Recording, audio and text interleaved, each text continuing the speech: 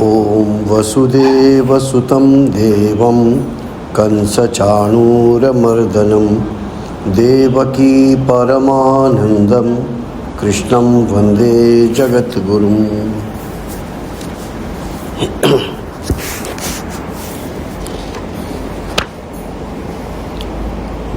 So we are meeting after 2 weeks gap,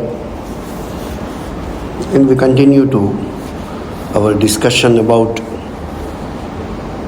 one of the very important philosophical, it's not a contradiction, but it's a dispute among the scholars whether karma, action, or karma yoga can be the valid path of God realization or realizing the truth. Though Bhagavad Gita mentions, as we were discussing, and we shall discuss little more, but bhakti and jnana, devotion and knowledge, were or are considered as religious or spiritual path to realize God. And because of that reason, till the advent of Sri Ramakrishna and Swamiji, seva, karma yoga were done, but were not undertaken as a spiritual practice by especially the monks. If you look at the history of organized religious orders, which started practically, Shankaracharya did it, you don't find reference of karma yoga. Philosophical discussion, reading of the scriptures, doing austerities, of course are accepted traditional paths of religious and spiritual life. But when Bhagavad Gita says clearly in many shlokas, for what reason I do not know, or rather we do not know, but we do not find the concept of service was appreciated as it is there in the scriptures, but we do not find monks and nuns being engaged in serving people.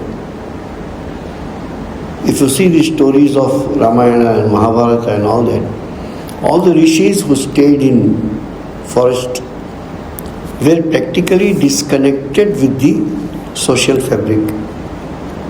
They were advisors, guides, gurus to the kings, but they themselves were not engaged in the service of people except preaching and leading a spiritual life. So here when we read the shloka, which are very emphatically told in 5th chapter by Sri Krishna, we discussed these two slokas last 2 or 3 weeks. Sankhya, Yoga, Prithak.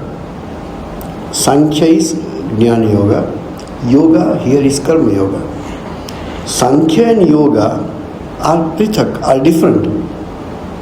Bala Pravadanti. Children will say that. Not the scholarly people, not the wise people. Wise people don't say that Sankhya and Yoga are different. Ekam apyasthita samyak ubayor vindate phalam. Following one properly, you get the result of both. Yat sankhya prapyate sthanam, the state of mind or spiritual state which you achieve with the help of jnana, tad yogairapi gamyate. Same you can achieve with the help of karma yoga also. Ekam sankyam cha yogam cha ya pashyati sapashyati. He sees who sees sankhya and yoga as one. Then he says, Sannyasastu mahabaho dukkham aptum ayogataha yoga yukto munir brahma na chirenadi gacchati.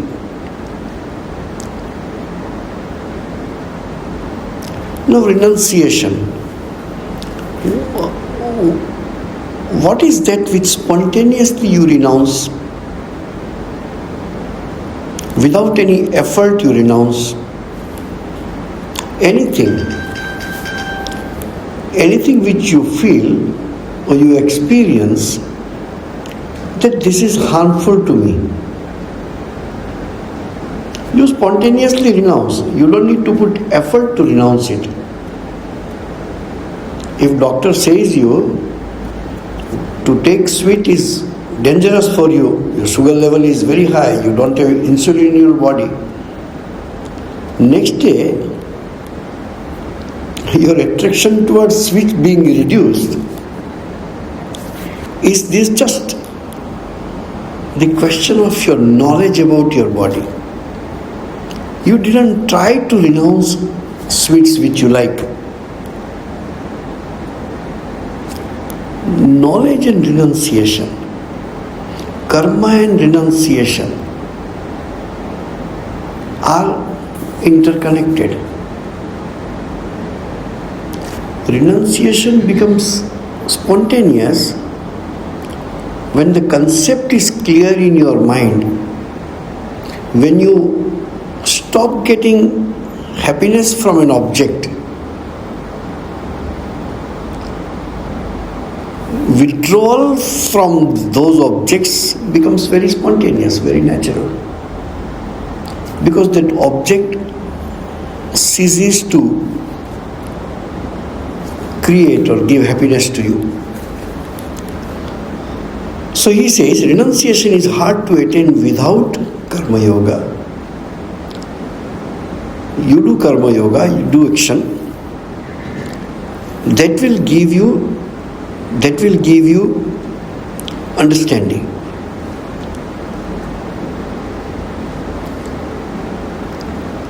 But this meditative man, one who follows the jnana, if he is equipped with the knowledge of yoga, that is karma yoga, then he attains the result very quickly. We understand a little more. If you are performing nishkama karma, if you are performing action without attachment, it becomes the cause of purification of your mind.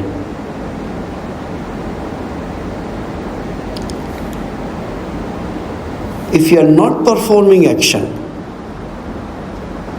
we all do action, not those actions are talked about here. Those actions which you do with detachment, not with attachment. When you do service to anyone, if you can do it with detachment, not detachment with the person or the thing which you give to the person, no. Detachment with the result of your action. Whenever we do something, we expect in return, in any form. And that many times doesn't allow us to do the work without attachment. We do with attachment. So here it is said that without nishkama karma, without doing actions with detachment, renunciation is not possible.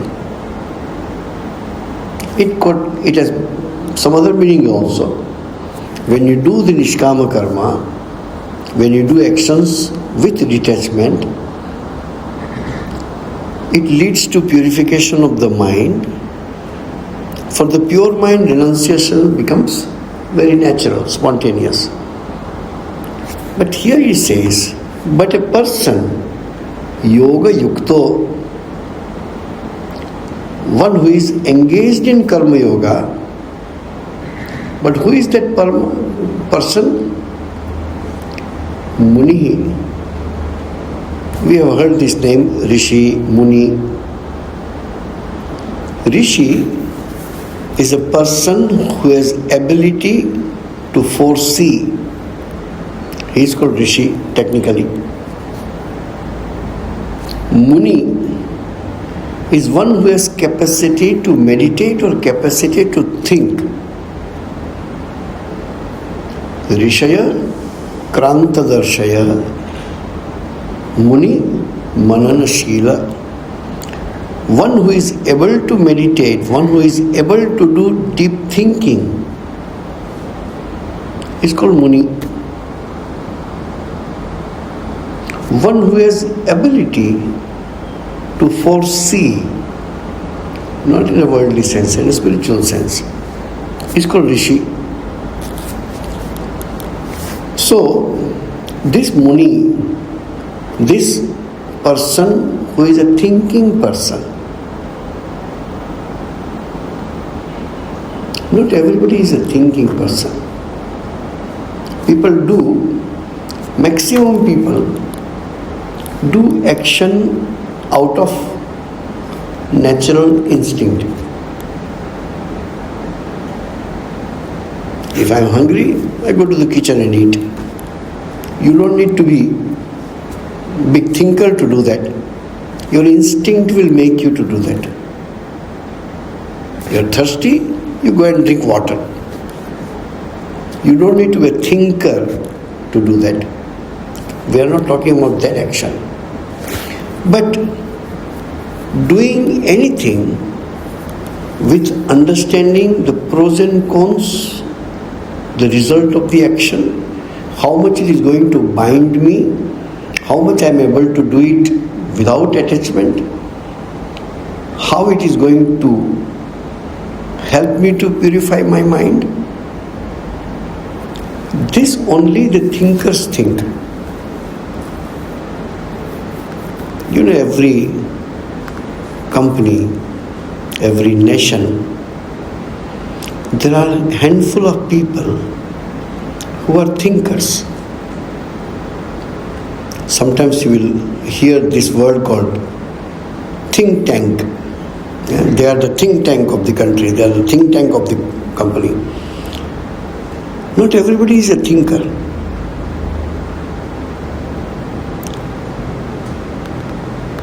They have a capacity to think on behalf of everyone.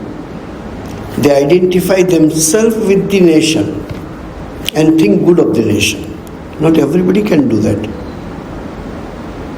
So here he says, one Muni, one who is a thinker, one who is meditative, when he becomes Yoga Yukta, when a thinker becomes hard worker, for him success comes very fast. In this sense he says, a meditative man equipped with yoga, karma yoga, attains Brahman without delay. When we do not achieve one of these things, we are short in. Either we are not thinkers or we are not doing karma without attachment. When this both together comes in fullest capacity, the person becomes knower. Thinker becomes knower. But when you do action, you cannot just do action sitting. You do action, you involve your mind, you involve your senses, your body, your intellect. The more you get involved, there are more possibility for you to be contaminated. How contamination comes? Contamination here is that the action which you are doing, thinking that I am doing nishkama, thinking that I am doing it without attachment, when your senses come in contact with the work or the object, it has a capacity, we have discussed this earlier, it has a capacity to enjoy and thereby sends the message to the mind that forget about karma, here is the source of enjoyment. Until you realize the truth, this problem will remain. That's why even the so-called big people, not worldly sense, spiritual sense I am telling, who may have big name, may have a big position, you will find them being entangled in name or fame, in money, with people, with the things of the world.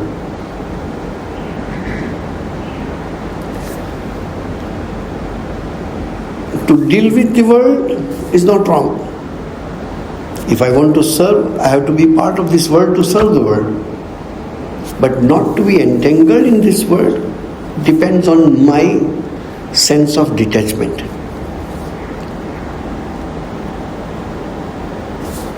There is a book, Small Things About Big People. Very funny book. Highly intellectual, but does silly mistakes. Maybe doesn't have time to think about the small things. But he thinks about big things. So you will find many times that if a person doesn't have detachment, then he becomes entangled in this. Swami Vivekananda says in one place,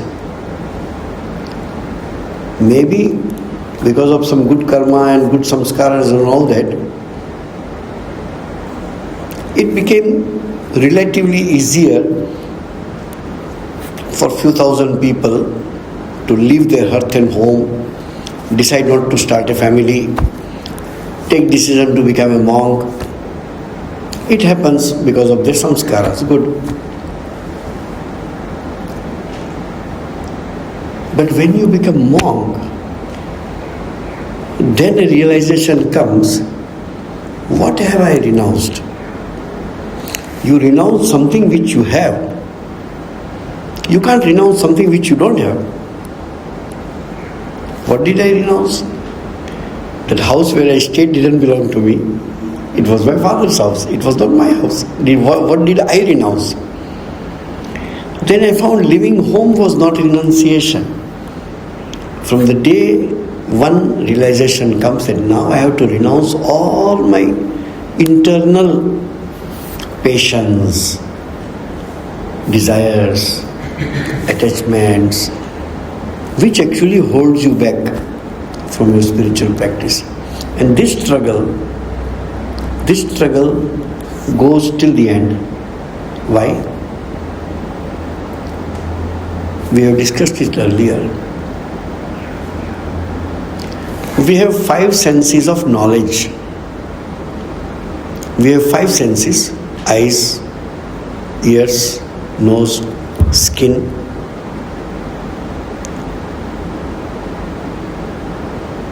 With that, we gather the knowledge of the world. And this is the CPU. We process it.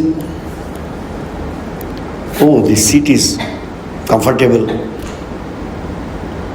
Oh, temperature is okay. Oh, chili is very hot. Oh, I don't like to see that. This is a bad smell. All your senses, 5 senses, experience this world. And this good and bad experience comes to your brain. You as a consciousness will make it palpable for you Otherwise, how this small nose has a capacity to smell? How these ears have a capacity to hear? Because of that conscious principle within. Then what happens? You have 5 senses. With the help of those 5, you gather information and knowledge of this world. Then you have 5 senses of action. After getting this information, 2 things happen. Either you like it, you enjoy it, or you dislike it. Few things are there, you are neutral, because you have nothing to do with that. But the objects which you see, you hear, you smell, you touch, that liking, disliking comes.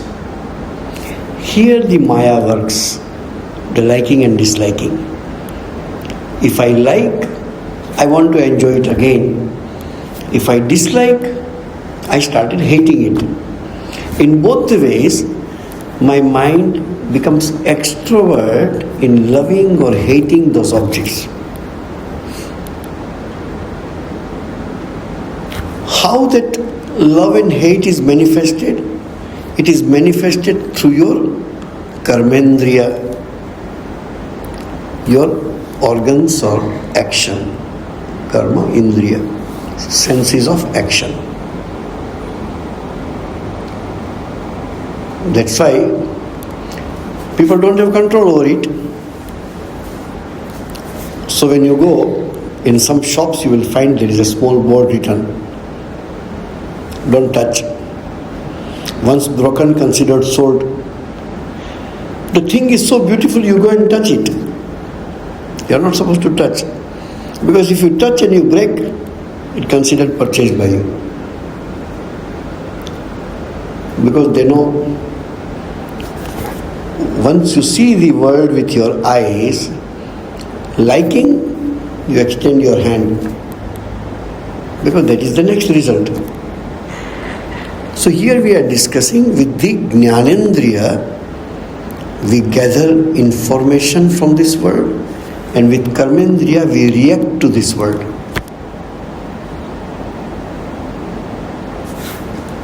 And you are in between, observing the collection of information, observing the reaction of yours. Most of the people cannot observe it because they become part of it. So one who is Muni, Mananashila, has a capacity to be little detached and look at what happens in your body and your senses. And then question of controlling the senses will come. One control is on the senses of knowledge, Jnanendriya, control the eyes.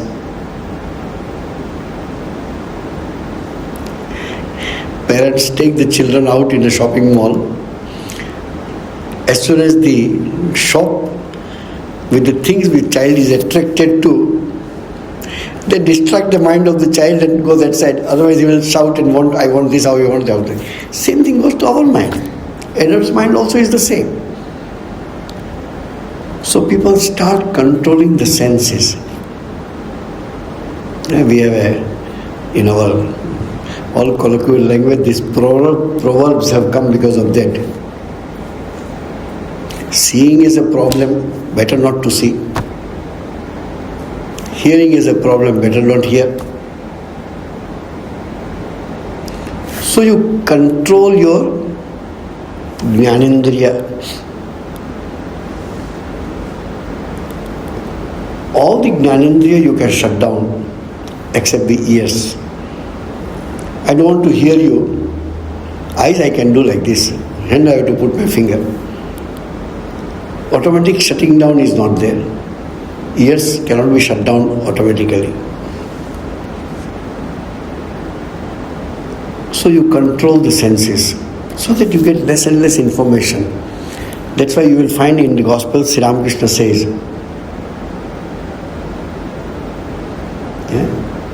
Maje maje nirjan vas. go in seclusion for a while. What is seclusion? To away from these objects which might attract you or which might create hatred in your mind. Be free from that. Clean, nice place, but away from everything. Actually, that was the reason for our going to pilgrimage. Now pilgrimage become a spiritual tourism. So it is a little spirituality, remaining is tourism. Earlier time pilgrimage was very different. With minimum thing, people walk and go. Now we don't. Right up to the temple, helicopter goes. No austerity required. So pilgrimage was because of that. Then there was a seclusion. I do not know how many of you have heard about it. There are very few places. If you see the history of monks of any religion, whether they are Hindu monks or Catholic monks, whether they are Muslim fakirs or saints of other religions, they used to stay on the mountain top, on a bank of the river, or a place where people don't go, secluded place, to be free from this context. Anyway, so idea is making the objects not in your contact, so that your senses of knowledge, jnanendriya, are somewhat under control. Continuously, in today's world, the biggest problem is all the jnanendriyas are collecting so much information which you do not need. Keep on scrolling the mobile phone. Keep on getting information which otherwise you would not have. So the overloading of information is one of the reasons for mental instability among people. So here we are discussing that the five senses which gathers information of the world, you can't remove the world, you can control your senses to get minimum information.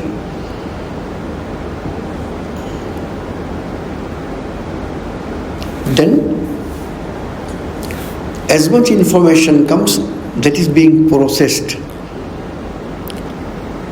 as whatever food you eat, eventually it is converted into sugar, as much as your body can take it. In the same way, all information you get have only two results. Either it creates attachment with those things or hatred for those things. If you can prepare your mind which doesn't react to attachment and aversion, then you can become neutral, which is extremely difficult. So people reduce the inflow of information. And once attachment and aversion is created, liking and disliking is created, our five senses of action, karmendriya, reacts to this world.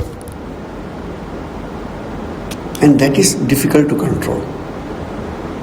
So you control the jnanendriya, you control the karmendriya. The less information you get, less love and hate is created, so less reaction with the help of your senses of action. If your mind and senses are continuously busy, just like a football in the football field, 11 people are kicking this side, 11 people are kicking this side. Think of your mind. One side is Pancha Jnanendriya, one side is Pancha Karmendriya. Tormented, continuously torments the mind, like that football. The only way is reduce your connection with this world, which can create disturbance in your mind. Some videos will be there in YouTube. Viewers' discretion is advised. Why? It will disturb you, will not allow you to sleep. But there are many things which disturb you little lesser than that. So, to shut down, the shutdown word is used in our scriptures. Avrita Chakshu. When you go and meditate in temple, you close your eyes. Why? You don't the statue and decoration you don't like? No, even if I like, I want to be completely free.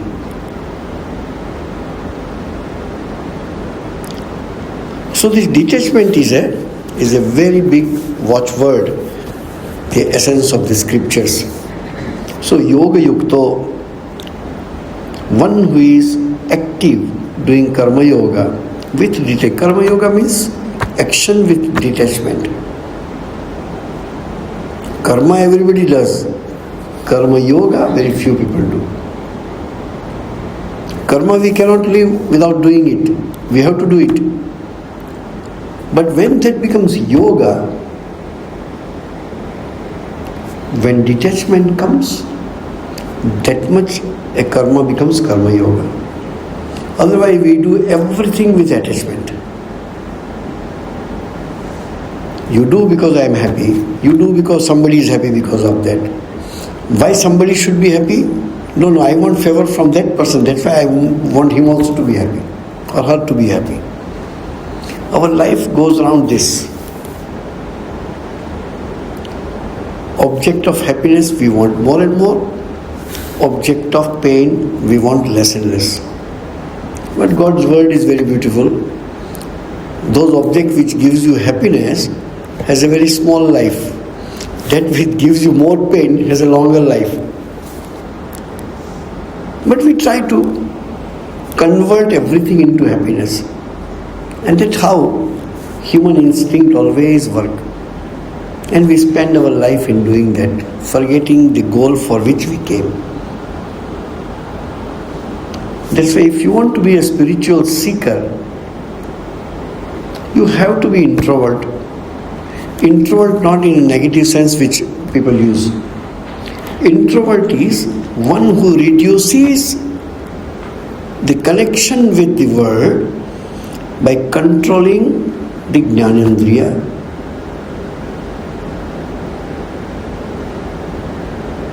All the lessons when you hear, you can interpret from this point of view.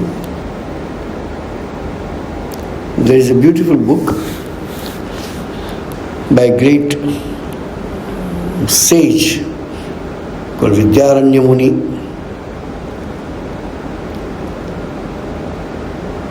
Vidyaranya Muni was a state chief minister of Vijayanagar kingdom. He was everything in one. He knew politics, he knew philosophy, he was a saint, he was an advisor to the king. He wrote a book, How to be Liberated While You Are Alive. You become liberated after death, who knows? So he wrote a book, How to Live a Life which is life of a liberated one. Jivan Mukti Viveka. In that he says, you can't close your eyes and walk, but you walk. Don't try to unnecessarily imagine and do it, it will go impractical. take the meaning. I do not need to see so much. I can see this much so that I don't accidentally fall anywhere.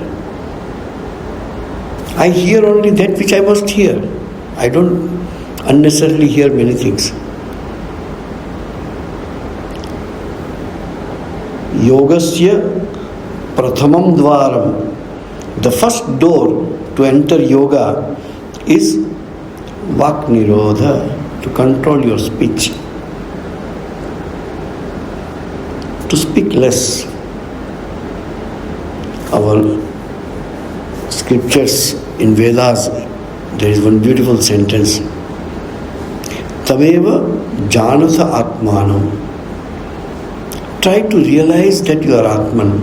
Anya vacha vimunchatha. Renounce all other vain talks.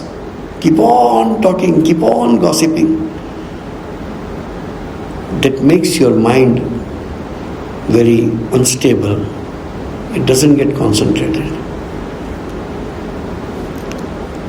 So yoga yukto, one who is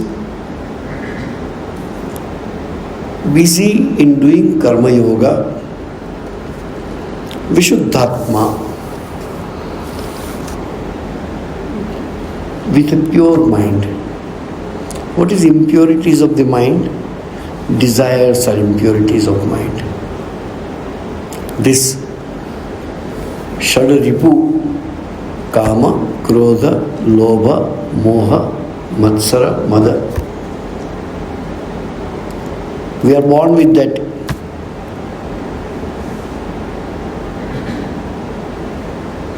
There is a nice sloka which I read in my childhood. Kama, Krodho, Lobha, Moho, Dehe Tishtati Taskara. In your body, there are 4 thieves who are staying in your body. What is that? Lust, anger, greed, and delusion. These 4 are the thieves staying in your body. Jnana Ratna Paharaya. And they are here to steal away your conscious ability. Tasmat Jagri Jagir. That's why you remain awake. Don't allow them to steal. You give away everything for the sake of those things of the world. They destroy your mind, they destroy your body.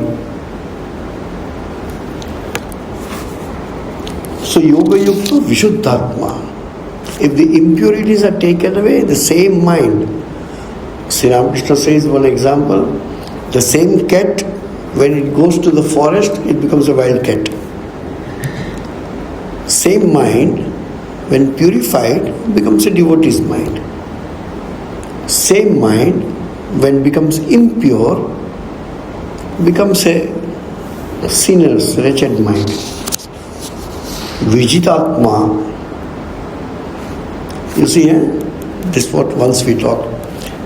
Atma is not always Atman. What you call me, मैं, Ami, this is called Atma. These are you, this is Atma, this is me. Compared to you, I am Atma.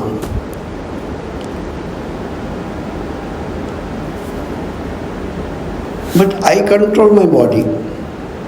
Who controls the body? The mind controls the body. So mind becomes Atma. Mind is controlled by the intellect. So intellect becomes the Atma. And intellect is objectified by the real Atma. So when there is a question of me and the object of perception, whatever is me is called Atma here in Bhagavad Gita. So Vishuddhatma. Here, mind is Atma. Vishuddha Atma means Vishuddha mind, pure mind.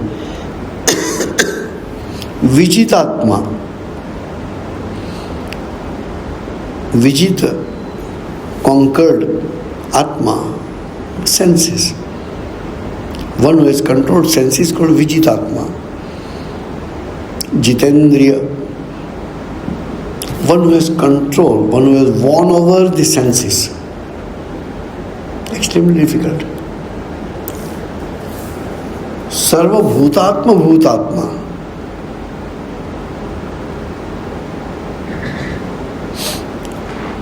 Kurvannapi na lipyate. Why this question came? Why this shloka came? When you do work, when you are supposed to be engaged in karma yoga, your senses, your mind, everything is part of, everything is doing work. So there are more chances of contamination. So it says that controlling the mind, controlling the senses is important.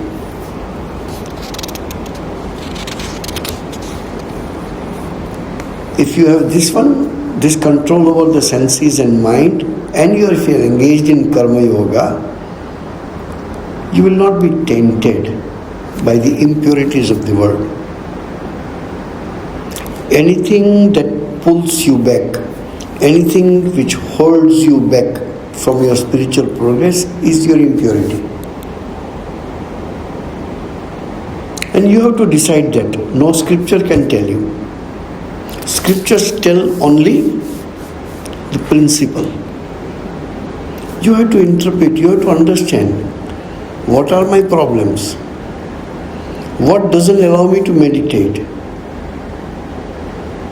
One Swamiji used to tell us, when you sit for japa and meditation, maybe keep a paper and pen next to you. What haunts you? What doesn't allow you to meditate? Today is Sunday evening, nice food. So mind goes into that food. So you write food. What you will do? Okay. Because of that food only you are, okay, next 2 Sundays no special food. Then your mind says, okay, I don't think about it, I think about God. I don't know, it was my experience, all of you must have experienced the same. When we were in primary school, 50 years before, world was very different. We have to go for excursion from the school. Previous night cannot sleep. So much happiness is there. Slowly that goes away. So this utsaha, this enthusiasm for enjoyment, in one way or other, if not now, tomorrow, if not tomorrow, day after tomorrow, this has to be reduced. We say to ourselves many times, earlier time when TV or television was very new, that was the only activity for people to be, and now you have mobile phone and smart TV and thousands of channels. At that time there were 2 or 3 channels.